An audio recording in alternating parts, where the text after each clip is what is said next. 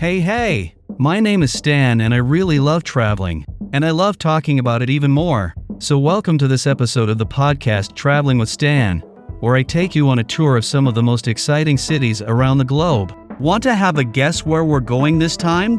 I have two words for you: Little Mermaid. If you're thinking Copenhagen, you're absolutely right. But I'm here to tell you that there's more to this fabulous Scandinavian city than just this little statue. Although yes, it still is iconic and has to be seen. But we'll get to that. Copenhagen, the capital of Denmark, is a gorgeous city of canals, bicycles, great food, colorful buildings. It has an impressive number of Michelin restaurants. It's the capital city of a country consistently ranked among the happiest places on earth, and it has its own quirky used-to-be hippie community. So come along to discover Copenhagen with me. In this episode you'll discover how Copenhagen lent its name to a word symbolizing cycling-friendly cities. What's the best way to discover the city if you don't fancy cycling or walking? And where in Copenhagen you can try out skiing and hiking in any weather and despite the city being so flat. How to get there. As most European capitals, Copenhagen has a long and rich history reaching all the way back to the Vikings, of course. From a Viking village to becoming the capital of the historic Union of Sweden, Norway, and Denmark, Copenhagen had been a royal, cultural, and economical center of the region for decades. And even now, as Denmark's capital and most populated city, it remains an important player on all fronts. It is a financial center of the northern part of Europe, but also a trend-setting sustainable city. One that feels compact and walkable, which makes it perfect for exploring on foot or bike. It's also a gateway to other parts of Scandinavia, as it is located in its most southern part, a stone throws away from Sweden. You can actually hop over to its nearest Swedish neighbor, Malmö, by train or car over the cool 15 kilometers Øresund Bridge. And yes, it's the one that features in the thriller crime TV series The Bridge. Being a Scandinavian city and one surrounded by sea, Copenhagen is best visited in the summer months. Unless you absolutely enjoy chilly, dreary weather of the kind that gets under your skin. Summer, on the other hand, is the time to enjoy strolls through the city, boat rides on the canals, and lounging around in the restaurants and cafes at the harbor. As I've already mentioned, thanks to its size, Copenhagen is best navigated on foot or by bike. You can easily rent one, whether electric or powered by your own 2 feet. Just remember that cycling follows rules in Denmark, much like car transport. So, no crossing on red lights or veering out of cycling lanes. And if you're walking and not cycling, watch out for the bikes, as they're fast, and you will get run over unless you respect the rules and don't cross over to their lanes. I'm joking, of course, as Copenhagen remains one of the friendliest cities for cycling and actually gave rise to the Copenhagenize Index, which ranks the bicycle-friendly cities around the world. No wonder, as over 60% of people use their bike to get to work or school daily.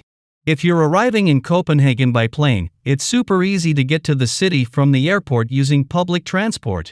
Whether you opt for the bus, train, or the metro, you can get single tickets for the zones you need. Or just buy the Copenhagen card, which will give you free access to public transport as well as free admission to some museums, galleries, and other places. Talking about buying things, Denmark doesn't use the euro currency but Danish krone. However, you'll be able to pay for anything with your credit card, so no need to stock up on funny-looking metal coins with a hole in the middle. So, now that we've got ourselves sorted and into the city, let's start exploring. Do not miss! Okay, let's get the obvious one ticked off the list first. I've hinted at her in my intro, and yes, now's the time to get back to the most famous sea-based statue of all. She's made of bronze, she's perched on a rock, she's a mermaid, and she's a little bit small. Not that size matters, but just a heads up so you don't get disappointed after walking some 15 minutes along the waterfront to see her. And make sure you get there early, so you actually get a chance to spot the just over 1 meter tall figure through the crowds. But she's an icon. And Hans Christian Andersen, whose story inspired her sculptor, was a legend. So yeah, it's for sure a must-see. Talking about the famous writer, you'll also find a statue of him at the City Hall Square. And he's also buried in the city at the famous Assassin Cemetery, that is something like a Danish equivalent of Père Lachaise in Paris. Philosopher Søren Kierkegaard is also buried there. After that, you can trace your footsteps back along the water's edge to Nyhavn. A colorful array of houses that line the water, dotted with restaurants, bars, and cafes. This is quintessential Copenhagen that you'll find on almost all tourist guide covers and on many postcards or Instagram profiles. Yes, it is a little on the pricey side, even for Copenhagen standards, which are already quite high. But it's a nice area to stroll around and grab some Insta-worthy pictures. From there you can wander a bit more around this part of town called the inner city, and you'll surely stumble upon many more interesting sights. To name a few, there's Amalienborg, the Danish royal residence, Kongens Nytorv, Copenhagen's largest square, or Christiansborg, the seat of the Danish parliament. Across the water you'll spot a striking building which is quite in contrast with the rest of the architecture of this area. It's the Copenhagen Opera House. And while it may not be as impressive as the Opera House in Sydney, it is still an amazing sight. To get a glimpse of the city from above, make your way to Christianshavn. Once there, find the Church of Our Savior. I promise, its spiraling tower is hard to miss. But beware, climbing to its top, which is 90 meters high, is no feast for the faint-hearted. Not only do you need to climb 400 steps to get there, but the last 150 are actually located outside. But, if you have the stamina, it's absolutely worth it. The views are amazing and the spiral tower and staircase are pretty awesome too. Oh yes, and here's another fun fact for you. Unlike most towers with staircases, this one is special because the staircase turns around the tower anti-clockwise. Now, once you've wrapped your head around that and made it safely down, head on over to Freetown Christiania. And you might just end up with your head up in clouds all over again. Although thanks to a different source this time. Christiania is a unique kind of place, a community, a commune, however you want to call it. It started as a squatter's base in the 70s and is still a place with its own rules even now. You'll even be warned upon entry that you are leaving EU territory and that you are absolutely forbidden to take pictures and run around. It has artistic workshops and galleries, quirky little shops and houses, and there's the Pusher Street where once cannabis used to be sold despite being illegal in Denmark. You can probably find some still on sale here, but its heydays are over after a shooting incident involving police in 2016. After all that walking, a good way to get a bit of a different feel of the city is to hit the water. There are plenty of canal boat tours, but my tip is to skip the crowds and have a go your way. For example, you can rent a boat through GoBoat. You'll get a briefing, a map, and you can set sail to be your own captain. Or, alternatively, you can rent a kayak or explore the canals on a stand-up paddle. Either way, this is a must-do in a city that is literally surrounded by water. To finish off all the sightseeing on a fun note, you have to visit Tivoli Gardens. A popular amusement park located in the heart of the city, it is hailed by many travelers as the absolute highlight of their trip to Copenhagen, regardless of age. And it's easy to see why. There are rides and attractions for everyone. Even if roller coasters and carousels aren't your thing, there's plenty to explore. The area is obviously most visited in summer, but in winter it turns into a magical Christmas market to get you into that festive vibe. You can get tickets online and the whole park is very well managed with facilities from lockers to restaurants and bars to grab a bite. Fun fact: Dubai may have its ski resort inside a shopping mall. But Copenhagen has one on top of a modern ecological waste management facility and energy plant. And it's green and sustainable. The center is part of Denmark's pledge to rapidly become carbon neutral. But on top of that, it also has an artificial ski slope, a hiking area, and the world's tallest 85-meter climbing wall. And yes, there's even an après-ski bar. So, get your gear on and head on out for some serious mountain action in a land that is otherwise quite flat. Try this.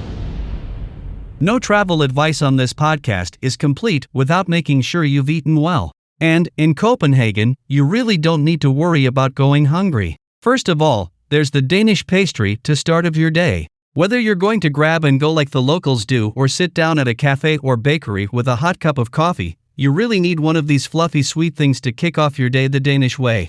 During the day you can fuel up in between your sightseeing with a traditional smørrebrød. This is a dark rye bread topped with seafood like prawns or herrings washed down with a schnapps. There's plenty of places around the town for a quick bite, so I won't give you specific recommendations on this. But, if you're looking for an area with lots of street food, then I'd suggest you check out Refn, an outdoor summer street food venue and a market, This is the place to go to experience food from all over the world, not to mention its incredible startup atmosphere and urban vibe. Another quick snack staple are hot dogs. You'll find them, literally, everywhere, and some even jokingly argue that it's the country's national food. If, on the other hand, you're looking for something more posh, then check out one of the city's 16 Michelin restaurants. And don't forget that this is a city well known for its oysters and beer. Act like a local. Let me stay for a minute on the topic of food. One more area to recommend, which is popular among the locals, is the meatpacking district. Don't be put off by the name, it's actually a really hip place in what used to be an industrial and gritty part of the city. Now, it boasts a trendy eatery scene with lots of bars and breweries, and it also has a vibrant nightlife. It's especially popular on Friday nights when the locals practice their Friday bar tradition.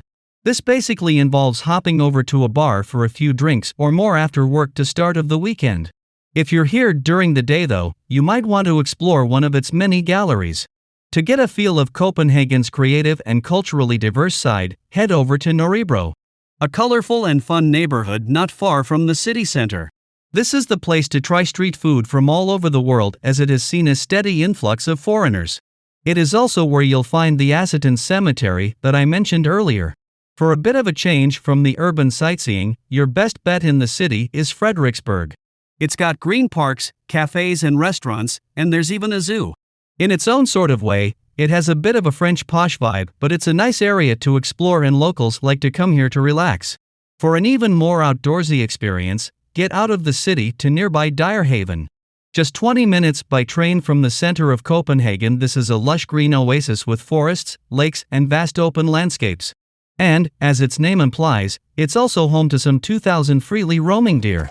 It's a great place to bike or just walk, or you can even hop on a horse-drawn carriage and let yourself be carried around in style. Copenhagen is really a great city for exploring, and I hope I brought you a bit of a taste of what it has to offer. And sorry for my terrible Danish pronunciation. As you can hear, I am far from being a native speaker.